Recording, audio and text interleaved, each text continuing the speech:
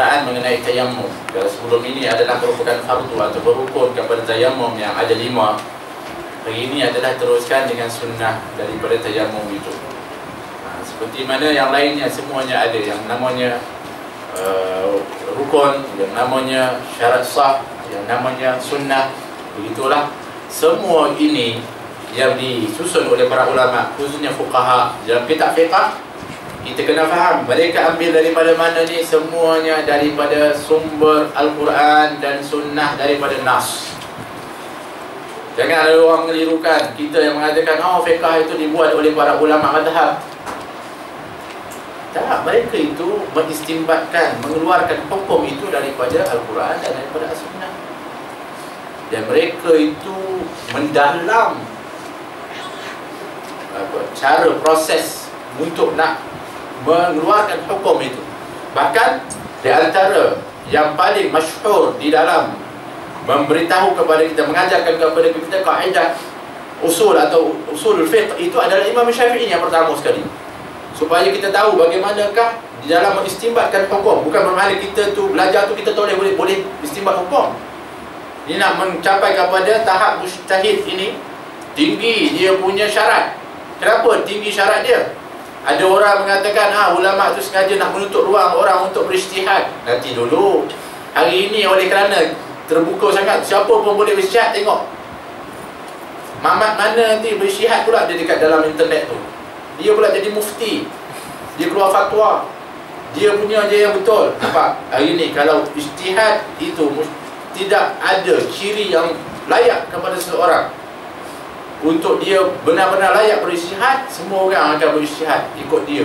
Akhirnya dengan dakwaan, kalau kamu berijtihad, kalau betul Nabi kata dapat 2 pahala, kalau salah dapat 1 pahala. Itu kamu kalau buat salah, kamu dosa terus.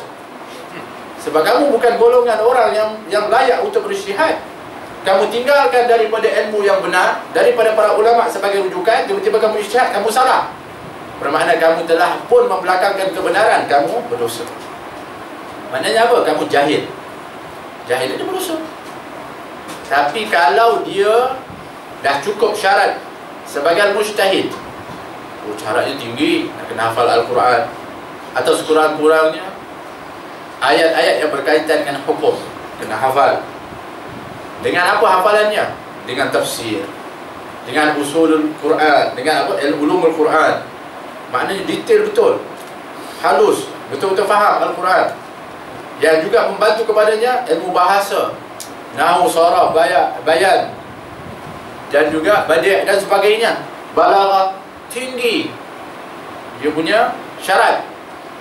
Mana lagi dengan ilmu usul fiqh, perbandingan mazhab dan sebagainya, tinggi. Kenapa ni? Supaya ilmu itu taklah jadi murah untuk semua orang boleh nak buat hukum sesuka dia.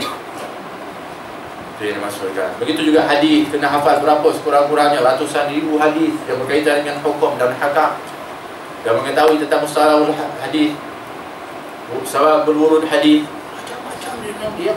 Syaratnya supaya apa? Supaya ilmu itu adalah sangat tinggi nilainya. Bukan semua orang boleh untuk nak suka-suka dia je buat hukum.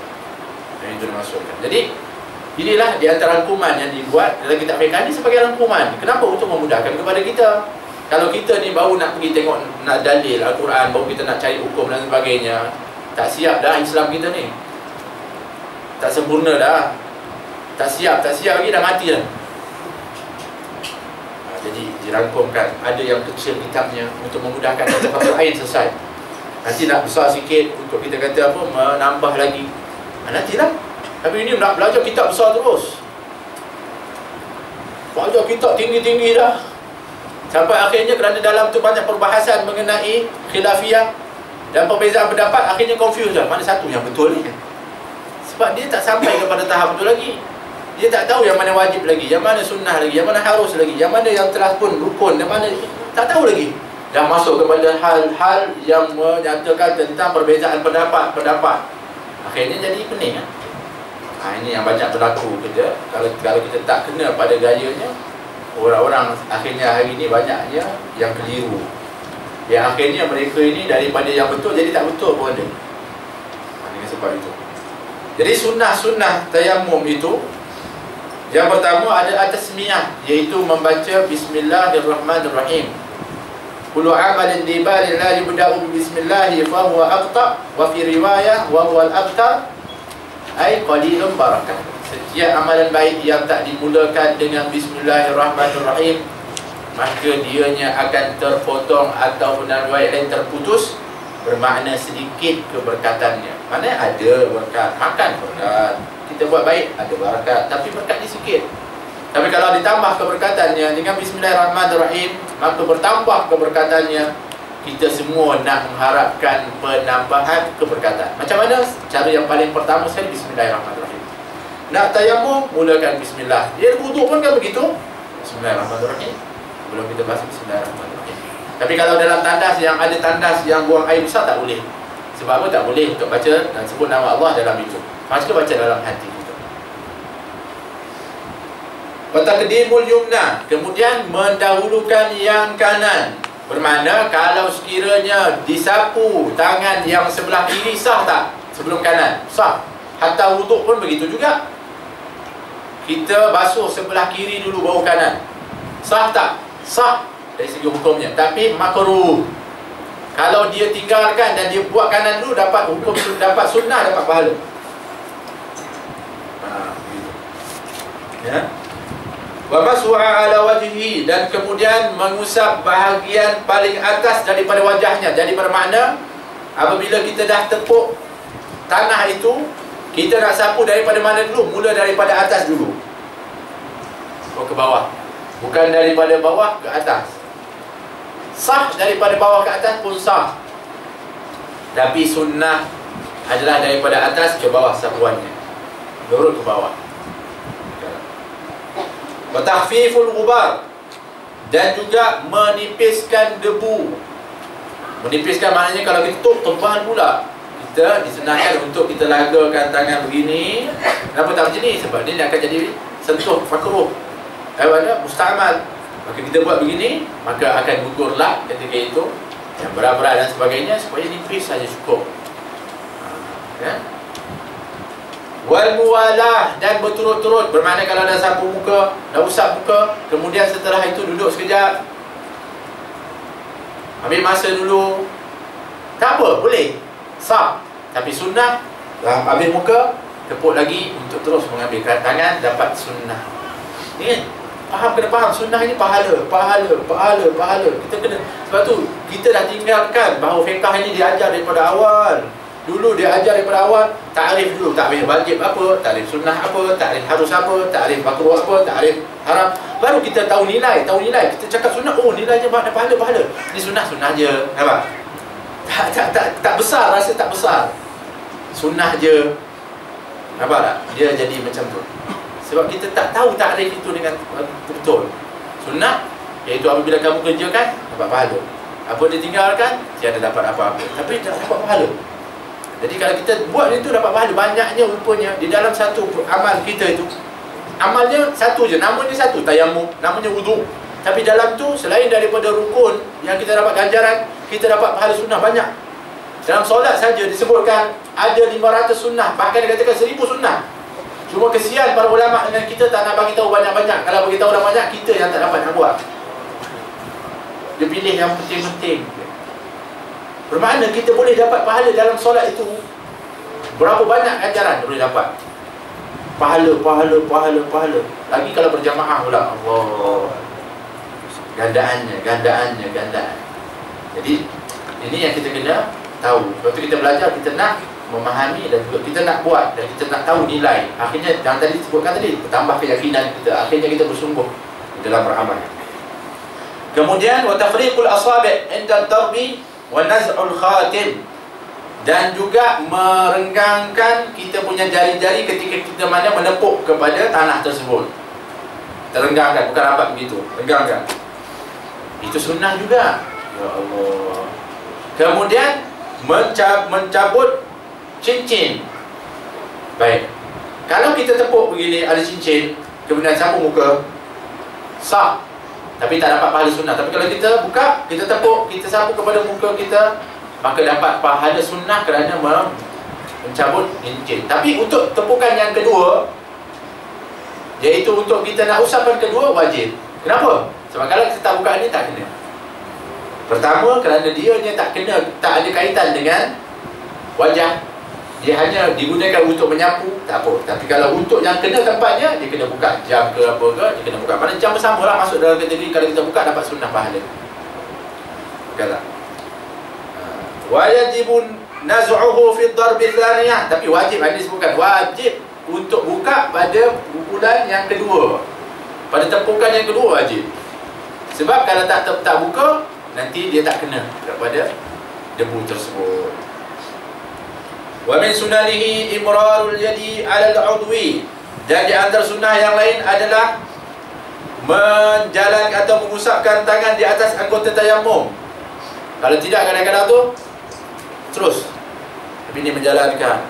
Jalankan itu adalah juga di antara sunnahnya.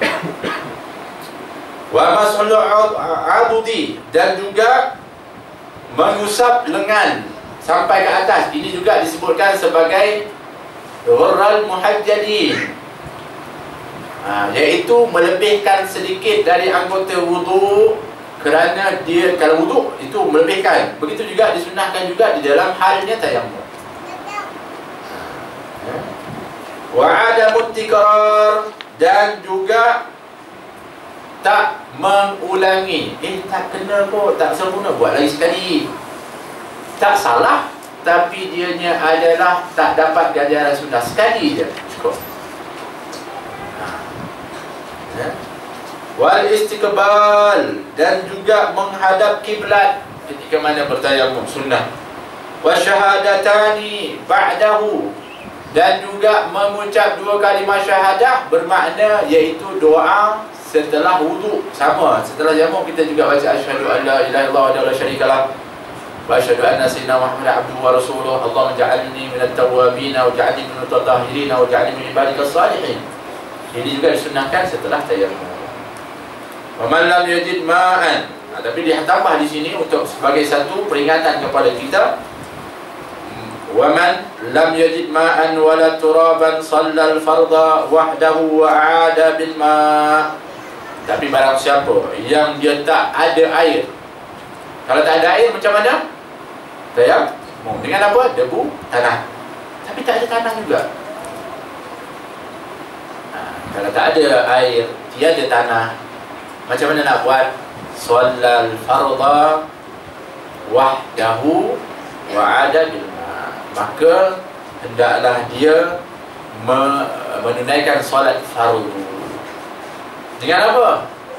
Dengan cara disebutkan adalah solat menghormati waktu, ihtiramul waktu, iaitu faqidut tahurain. Dipanggil istilah orang ini, nama dia faqidut tahurain, orang yang tak jumpa 2 alat, 2 cara, air dan tanah untuk dia bersuci. Tak ada. Maka mereka ini wajib tak solat, gugur tak kewajipan? Tak gugur. Kena solat tak pada waktunya? Kena solat pada waktunya. Apa nama solatnya? Ihtiramul waqti. Bukan adaan, bukan dia ihtiramul waqti, iaitu menghormati waktu. Maknanya pada waktu itu dia selesai dah tanggungjawab dia. Kalau dia mati pun pada waktu itu diterima oleh Allah. Tapi kalau dah selesai, dia jumpa pula air, dia kena wajib qada. Atau dia jumpa tanah, dia wajib qada. Itu solat ihtiramul waqti, kena wajib qada. Kita dekat atas kapal terbang, tak ada air contoh, debu pun tak ada, kita Allahu Akbar saja solat zuhur 4 rakaat atau menghormati waktu kerana Allah Ta'ala solat. Kemudian nanti dah sampai, ada dah kena qada. Kalau di luar waktu, kalau dalam waktu lagi, solat dalam waktu ada ulangilah. Yang ni dia kena ulang balik. Maknanya ulang daripada solat dia yang dia tadi ni menghormati kepada waktu. Wallahu ta'ala alam. Marhaba. Dengan pertemuan tadi, dia boleh sembahyang pasang untuk orang menghormati waktu ataupun kena Pertama, ataupun menghormati waktu dengan secara pasal jamak seperti mana inilah, maksudnya apa? Musafir. menghormati waktu solat itu adalah solat di dalam waktu itu. Maknanya kita solat itu adalah waktu itu. Kita dah tengok. Tapi biasanya adalah setelah kita dah cuba untuk cari, dah tak ada dan sebagainya. Kalau tiada betul, kalau kita tuduh orang, maka kita solat fardu itu saja. Nama. Nah, itu yang lebih baik kalau begitu. Kemudian nanti pada waktu yang lain begitu juga. Kalau memang dah tak ada air. Tapi kalau kita dah, apa maknanya dah waktu itu adalah waktu untuk kita jamak, dah masuk pada waktunya, kita boleh jamak, tak ada masalah. Kita jamak dengan fardhu tuhurain. Nanti kita ulang pun kita dengan ulangan yang tadi, yang dengan sempurna tadi. Kalau kita sudah sampai kepada destinasi lah. Tapi kalau kita masih di dalam keadaan musafir, kita boleh jamak. Kita boleh pasal dan jamak dan pasal. Sekarang orang kena accident, bukan accident, mungkin pecah, tangannya patah, kakinya patah, sakit baring atas ranjang, nak sembahyang, jual dan wuduk. Tak boleh wuduk, dia tak boleh wuduk, dia tak boleh tayammum. Kalau muka pun dia tak ada, tak boleh. Maka bagi Dr. Hauran tadi, yang tadi dia ihtiram wajib. Nah, dan dia wajib untuk kalau dia sihat nanti dia kena untuk ulang balik. Nah, kalau apa saja yang membungkus kepada muka ataupun tangan, walaupun dia boleh untuk nak berwuduk atau tayammum, tapi tak kena pada dalam tu, maka dia wajib untuk nak ulang balik. Kalau dia di muka dan tangan, sebabnya anggota wuduk dan anggota tayammum. Tapi kalau di kaki, saya sebutkan dulu, kalau sebelum dibungkus dia berwuduk dah, baru dibungkus. Kemudian setelah itu dia batal, dia gunakan wuduk, kemudian dia gantikan tempat yang tertutup itu dengan tayammum. Maka ini tak apa. Tapi kalau dia memang bungkuskan muka atau tangan, kena wajib ulang, walaupun dia sudah gantikan dengan wuduk dan tayammum. Itu dia antara beza dia. Kalau tak boleh untuk kita nak kenakan kepada itu, dia tak boleh ulang tangan, tak boleh ulang muka dah tu. kalau dia boleh wuduk pada tempat yang ada saja, kemudian tempat yang mampu saja dikenakan kepada air, maka dia solat. Dan itu solat fardu seperti biasa, tapi dia wajib untuk ulang. Next tuan tanya bagaimana seorang ICU dia masih conscious, orang isteri dia nak ambilkan wuduk dia. Ya. Okey, semua badan semua okey, boleh kena heart attack, tapi dia baring ke ICU. Isteri dia maknanya kalau isteri dia patutnya adalah batal wuduk kepada dia. Pakai sarung. Boleh pakai sarung. Dia boleh pakai sarung. Nah, memang sepatutnya tanggungjawab kepada waris atau siapa saja untuk wudukkan kepada, kalau waris dia yang tak mampu lagi, dia kena wudukkan. Bahkan kita kalau yang sihat kita boleh orang wudukkan, tapi hukumnya makruh. Bertuang pun makruh kalau orang tuangkan kepada kita, hukumnya makruh. Kalau kita tinggalkan dapat pahala. Tapi Nabi SAW banyak sahabat berebut, tapi Nabi buka peluang itu. Sebab apa? Sebab nak berikan barakah, kebaikan kepada para sahabat. Itu lain beza. Allah Ta'ala alam. مولاي صل وسلم دائما أبدا على حبيبك